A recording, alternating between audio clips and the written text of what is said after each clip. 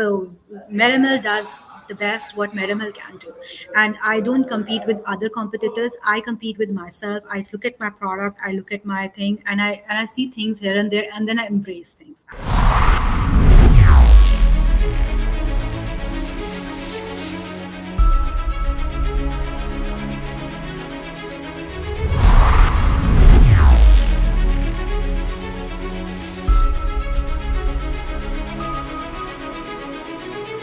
Hello, everyone, and welcome again to Leaders Uncut. This is Catherine Oaks, your host. And today it is my great pleasure to have with us Nidhi Jain, who is the founder and CEO of MedML.ai and who has incredible things to tell us. First of all, a beautiful story that is very inspiring. And I can't wait for her to share a few things that I really believe are going to be impacting you very positively. Hello, Nidhi. How are you doing today? Thank you, Catherine. I mean, that was such a great introduction. I don't think so ever anybody introduced me like that. Thank you so much. No, you're very welcome. So tell us, obviously, what I would love you to share is your story. I think you have an amazing story that could inspire so many people. And then once you're done telling us a little bit about your story, we will address MedML AI, what that you are working on diligently. So if you don't mind, start with sharing your story and tell the world, who is Nidhi Jain? Oh God. So I'm a girl next door, so I don't have any special superpower. But yes, I have been fortunate enough to have a very great childhood. Thanks to my parents, I have seen the environment of entrepreneurship in my family. So I come from the background of my great grandfather at the time of when India got independence. So that time he established a business which was the logs business, the timber business, and that's our ancestor business. And my father has rebuilt that. So I have seen his struggles on how he rebuilt the broken brand. That taught me a lot. So a lot of time, and I did not know that. So a lot of time when I make decisions in MedML, a lot of things are like inheritant, So I just do it because it's in my blood. So I'm grateful for that. So that's there. The other thing I'm a typical Bania community that is in India. So I'm a big time miser. I think that is also a very good thing for a businesswoman or a businessman, because I understand that cash flow is the king. So I don't give cash very easily. I just be very cautious whenever I am making decisions on the cash. So that's what I am in general. So I have studied actuarial science, and then I started my own company. But I think the way MedML's journey has been, it's amazing. It's really fascinating. I never dreamt my entire life that I will become an entrepreneur because I've seen my father struggling. So I was like, I will never become an entrepreneur. But I landed up becoming an entrepreneur. I never saw, I never realized that I will make MedML so big, make it so far. So it's not my success, it's team success. It's people who trusted me, my investors, my clients, the team who grew with me. So I hired from the market people who had a dented career. Either they wanted to start, they had a passion, but they wanted to start in data science and AI or in actuarial, and or they had some scar in their career and they wanted to restart. So that was the fire that I think that made MedML. So all of when that passion got together, then I think that magic happened. That is very true. You are the combination of all of your experience, but also of how you have been raised and what you have been taught. Very often, unknowingly, as a child, you inherit certain habits, certain ways of thinking that will influence your life for the rest of your life. I really believe that.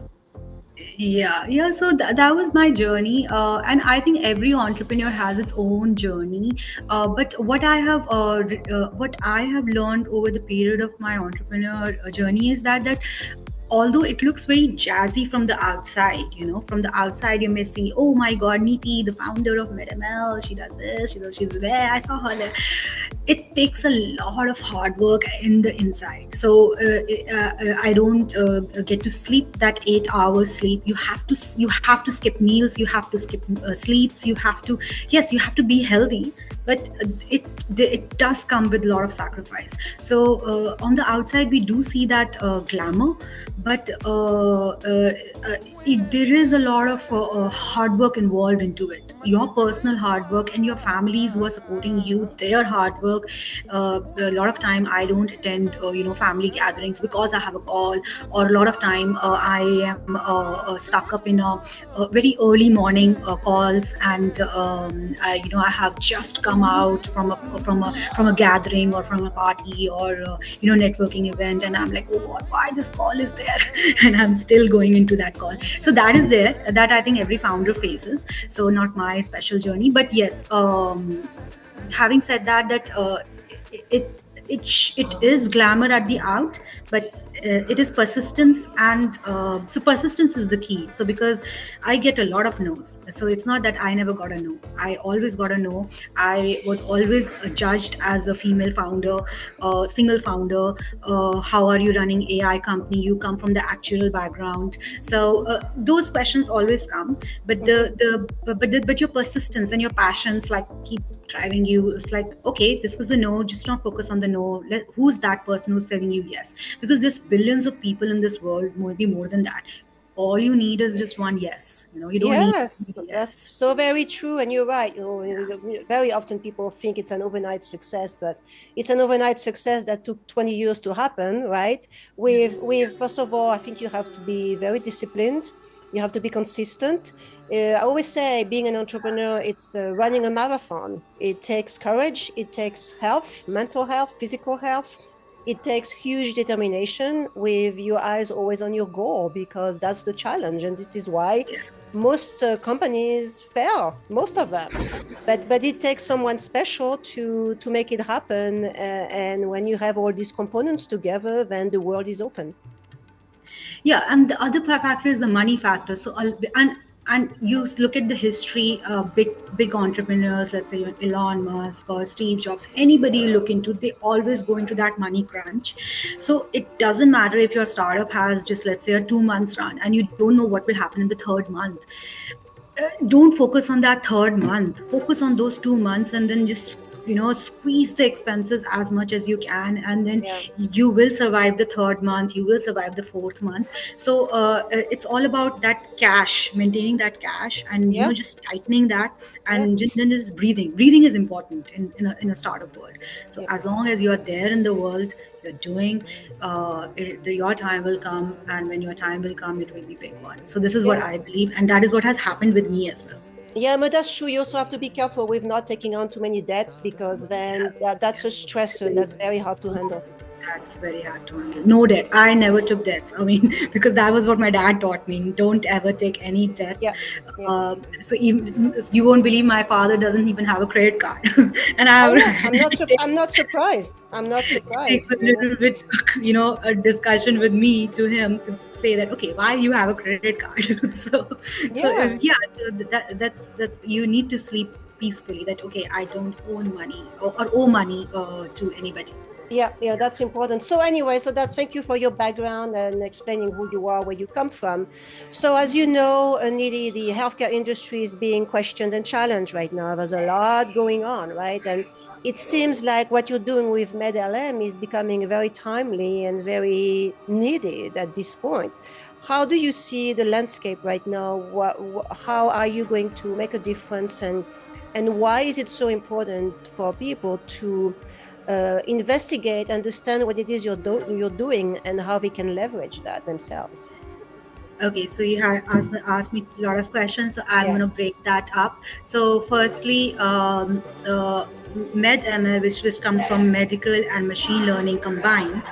So the reason why MedML started, that's very important, because that's what I observed when I was working for insurance companies. So no matter what big the insurance companies is, because I have worked for United Healthcare, I have worked for AXA, such big brands, there is a broken piece. And I'll give you a few examples. Let's say in the case of underwriting, what happens is that the corporates ask for a lot of changes. They ask for benefit changes. In the US, they will ask for, give us a deductible change, co-insurance, co-pay change. Or in the, in the East, it is more on the limits and everything. Closure on the corporates requirements at a fast pace is the underwriting challenge. So the speed is the challenge for the insurance company when we talk about claims adjudication, when we talk about provider empanelment, because a lot of decisions are taken by the business team, which requires approvals, which requires contingency analysis, which requires, for example, risk analysis, and those analysis are done by humans, and no one can replace that. So it is a business decision and a very strategic decision. Where MedML comes into place is we kind of like digitize or automate all of that section which is done manually. That's what we do. The decision is obviously in the hands of the humans, and we streamline the process. So coming back to my example of underwriting, once you, let's say, drop a PDF into our system, the entire system gets filled. So we save time, let's say, manually filling the document. So like manually filling the form. That's one. Even if you're doing, let's say, predictions in Excel, so that takes time, changing the limits and everything, and then doing the prediction. Right. So that's time saved there.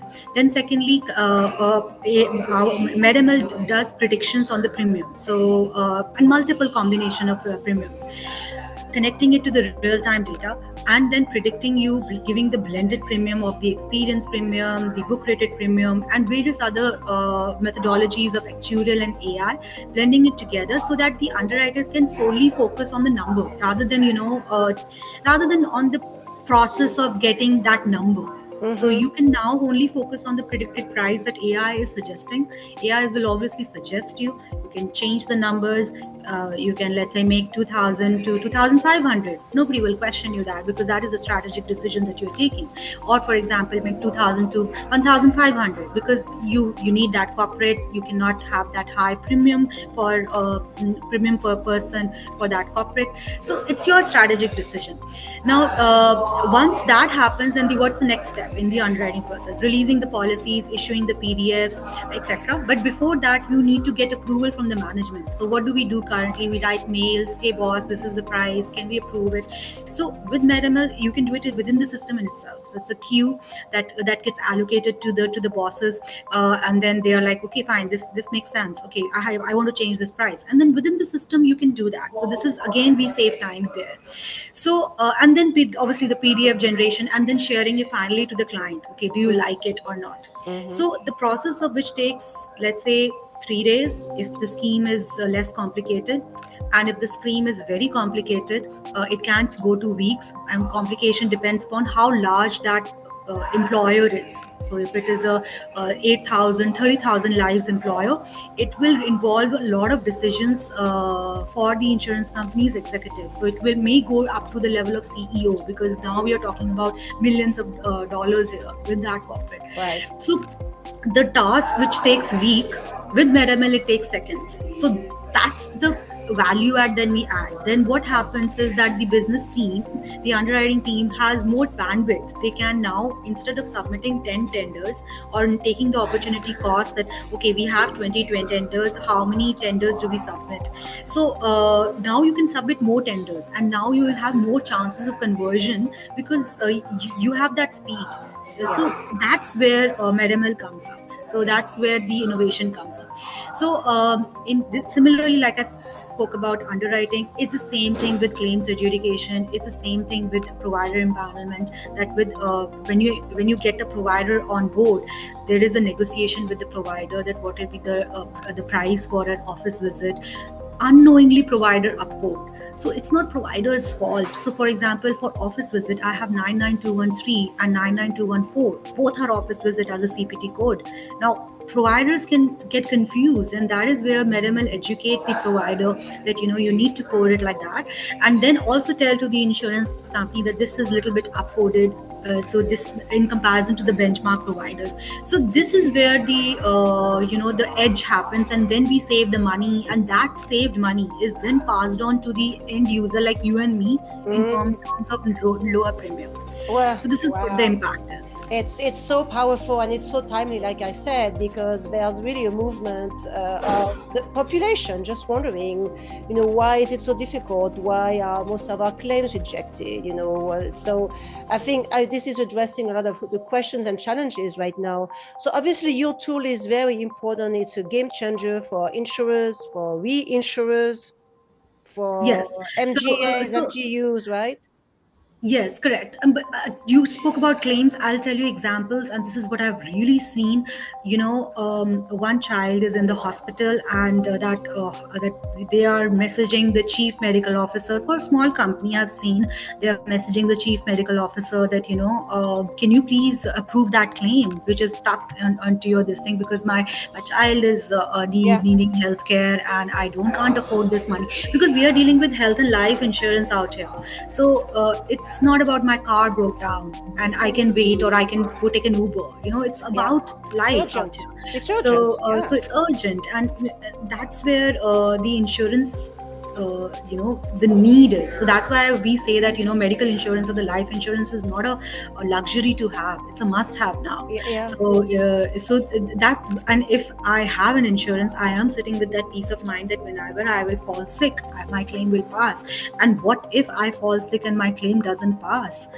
This is the entire thing. Or for example, I have a life insurance and I am with that peace that okay, my loved ones will get the money, and then when I go off, my loved ones struggle because to get the claims approval, to even submit the claims, etc. So that's where Medimel value comes up. So we do have clients as insurance companies, reinsurance companies, third-party administrators, anybody who is taking the decision in terms of claims adjudication, premium, or getting the provider on board. That is our client.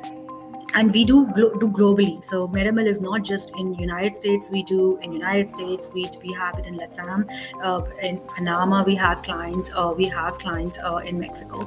We also have clients in Gulf back there in the East.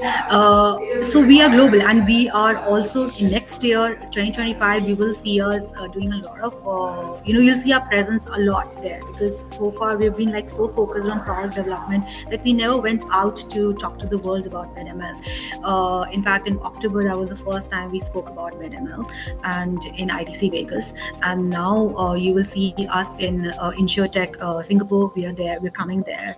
We will be there in ITC MENA. You will obviously see us again in ITC Vegas. So, and in Brazil, we're having a campaign. So that 2025, you will see us like a global presence. I love it. So I mean, a global platform, a global insurance platform. Yes, it's a global AI SaaS platform. That in itself is such a powerful positioning that has to attract a lot of interest. Yes. Yeah. I mean, because and the other thing that I personally feel is that connecting people together. So I that just fascinates me because I don't know, my life journey has been like that I have connected people with different cultures. So for example, Arabics, Indians, and then Americans, and then Europeans, and then Latams, so Latinos. So I believe that when we all come together in a single platform, the platform in itself will look so amazing. So I can't tell you the innovations that we are bringing in Medimel. So for example, we in our new version of the platform, we will be wishing Eid, for example. So whenever the Eid will happen, the whole platform will look very differently. Like it will have a theme of Eid, and we will be celebrating Christmas. We will be celebrating Diwali. We will be celebrating even there's very specific festival in Panama, which very few people know about that. So, and then the language. So it is a multilingual platform. It is not only in English. We have it in Spanish, in Arabic as well. We are going to be launching. So then you're understanding that then insurance is not just okay in US or okay in Europe. Insurance is in that platform which is like global, and then we learn from each other's mistakes. We learn from each other's problems, and healthcare in every region is very, very different. In US it's different, in Europe it's different. So then that platform solves those problems and then becomes that one stop for the entire world. That's what my aim is. Oh my God, that's amazing. First of all, I had not heard of anything like this. So for me, that's a first. And I would imagine you are just one of a kind right now. Am I correct? Yeah, I mean, I can't demean the good things other people are doing. That's just just that's not me. There are many people who are doing better things than us. We just do us. The company in itself, you'd pick up any company, it cannot be boost in 6 months. It just cannot happen in 1 year or something. It takes efforts. It takes years. We are developing business, so it is not that okay, you have 10 years and you have not still grown. It is not that. So the number of years is not the directly proportional to the success of the startup. You just need that one opportunity, and persistence is the key. So we have example. For example, Paytm is a very big startup in India that happened when demonetization happened, and it just boomed. It was a 10 years old company when it boomed. So it doesn't happen that okay, fine, you have 1 year. Oh my God, I don't have a client. I'm doing since 1 year. What am I doing? I'm not even paying myself as a founder. I have no client, no investor.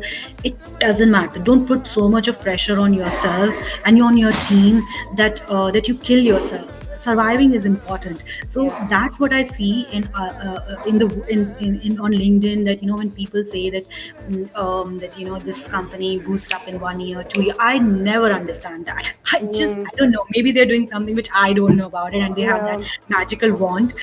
I don't know about it, but I can't understand a company being so big as competing Microsoft, let's say, in just 1 year. It just never happens like that. I agree with you. Well, maybe it is not the true story. I don't know, but I agree with you. Typically, it takes years of diligent work and dedication. So, yes. So I don't know. Like you said, who knows what happened to them? So one thing I'd like you to address, and I mean, I'm going to be respectful of your time here, but I would like you to talk about gratitude and humility, because I really believe that these are two essential qualities for accomplishing your goals. What do you think of that?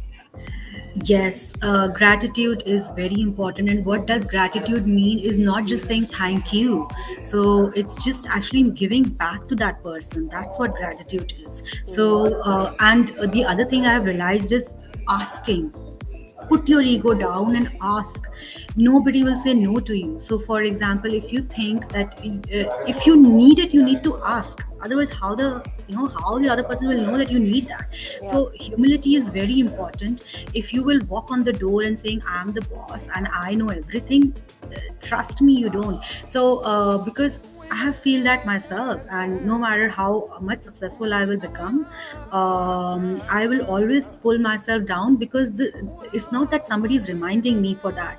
The way I do that is through my meditation, through the power of God. So whenever somebody say that, oh Niti, you did so much, I always say that I never did anything, because I know that I never did anything. I'm not so capable to do everything. It's God that who made me do it. God made me connect to you, for example.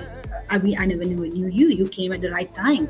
You could have come at the time when I was nothing, and I would have said, Kathleen, I don't know, I don't have a success story. So you came at the right time. So it's like it's those magical powers that God has. And gratitude, like you said, it's kind of like giving back to the society. That's gratitude. You can give back to the same person. You can give back to the other person in general, or it doesn't mean donation of money. Money, if you don't have, you have two hands. Even if you don't have two hands, you have the mind, you have the body, you can give back in all the forms as you can. So even your presence sometimes matter. That's all. That's there. That's what gratitude is. And that's beautiful. And you're right, your presence is important, because you are sometimes a light or demonstration of strength, and we are all energy.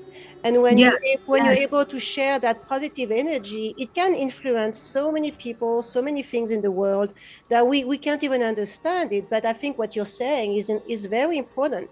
Show up and then spread the good, because you never know how far the outreach can go.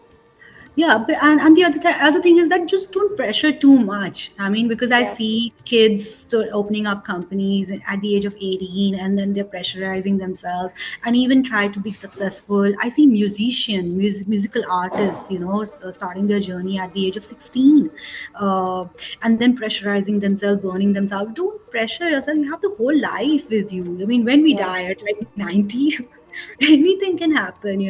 So Yeah. maybe people live more than 90. Anything can, you have the whole life. Just relax, take one day at a time. Okay, you did not send that mail, send it the other day. It's just relaxing is very important. Otherwise, you'll kill yourself, because I have done that. I Yeah. realized that I killed myself. I burnt myself. I burnt my hands. I burnt my brain, whatever you call it.